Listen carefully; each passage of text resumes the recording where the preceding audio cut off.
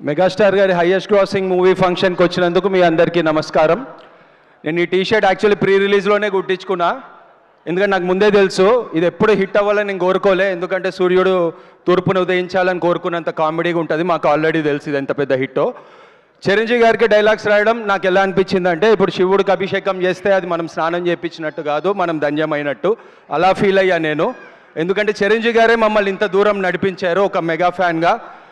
ఆయన ఎందుకు గొప్పవారు అంటే ఆయన చాలా సాధించారు లైఫ్లో, కానీ ఒక గణేష్ పండగ రోజు ఒక చిన్న పిల్లోడు అందరి ముందు డ్యాన్స్ చేసి చిరంజీవి పాటకి వాడు ఏదో సాధించాడన్న ఫీలింగ్ వచ్చిందంటే ఆ ఫీలింగ్ ఇచ్చిన మెగాస్టార్ ఎంతో గొప్పోడు. చిరంజీవి టికెట్స్ ఉంటే ఏ అమ్మాయి దగ్గరైనా పోయి సినిమాకి వస్తావా అని అడిగే ధైర్యం ఇచ్చాడంటే అంత గొప్పోడు చిరంజీవి. ఇలా అని సగం మంది జనరేషన్ అంతా మేము అమ్మాయిలను బటాయించాం. చిరంజీవి గారు అంత గొప్పోరు మాకు. అయితే ఇండస్ట్రీకి వచ్చాక ఎన్ని అవమానాలు వచ్చినా, ఎంతమంది వెనకాల మాట్లాడినా లేదు మనం డిసిప్లిన్కి వెళ్ళాలి, చిరంజీవి గారిని కలవాలి బేటా అనుకున్నాం. ఆ రోజు ఈ రోజు వచ్చింది.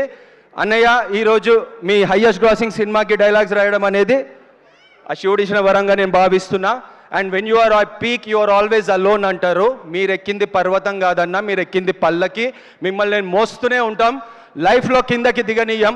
ఒక మెగా ఫ్యాన్ అనిల్ రావుపూడి లాగా డైరెక్టర్ అయి మిమ్మల్ని మోస్తాడు, ఒక మెగా ఫ్యాన్ అజుమాకల్ లాగా రైటర్ అయి మోస్తాడు, ఒక తిరుమల లాగా ఒక సాయన్న, ఒక ఉపేంద్ర అన్న, మేము మిమ్మల్ని మోస్తూనే ఉంటామన్న, కిందకి దిగనీయము.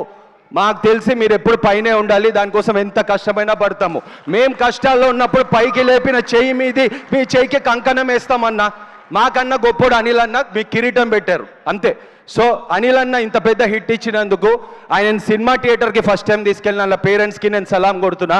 ఎందుకంటే ఈ హిట్ మళ్ళీ మెగాస్టార్ గారే బ్రేక్ చేస్తారు, కానీ ఈ కాంబినేషన్ వెంకటేష్ గారు అనిల్ అన్న కలిసి మెగాస్టార్ గారితో చేసిన కాంబినేషన్ మళ్ళీ రిపీట్ కాదు. క్యాలరీస్ వల్ల ఎనర్జీ వస్తుంది అనుకుంటారు మీరు, కల్మషం లేని మనసు వల్ల ఎనర్జీ వస్తుంది, అది వెంకటేష్ గారు. We love you so much sir, you're full of positivity, we love you so much. అయితే మా బాస్ అనిల్ అన్న అండ్ బాస్లకే బాస్ మెగాస్టార్ గారిని ఈరోజు చూడడానికి మేము ఎంత ఎదురు చూసామంటే, మధ్యలో కిందకి లాగడానికి ప్రయత్నించిన వాళ్ళందరికీ ఒక్క నిమిషం మెగా ఫ్యాన్ లాగా మాట్లాడతా.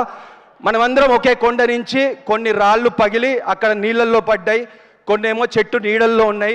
ఒక రాయి మాత్రం ఆ కొండ పైనే ఉంది. డైలీ దాన్ని కొడుతున్నారు, సుత్తి పెట్టి కొడుతున్నారు. కిందున్న రాళ్ళు నవ్వుకుంటున్నాయి, ఆడేంద్ర దెబ్బలు తింటున్నాడు అని.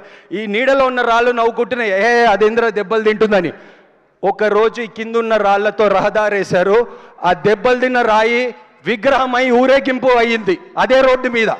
ఉలి దెబ్బ తిన్న వాళ్ళకే ఊరేగింపుకు అర్హత ఉంటుంది. ఆ ఉలి దెబ్బలు తిని మెగాస్టార్ గారు ఊరేగింపు అర్హత ఉంది. అదే మా అనిల్ రావుపూడి గారు కూడా.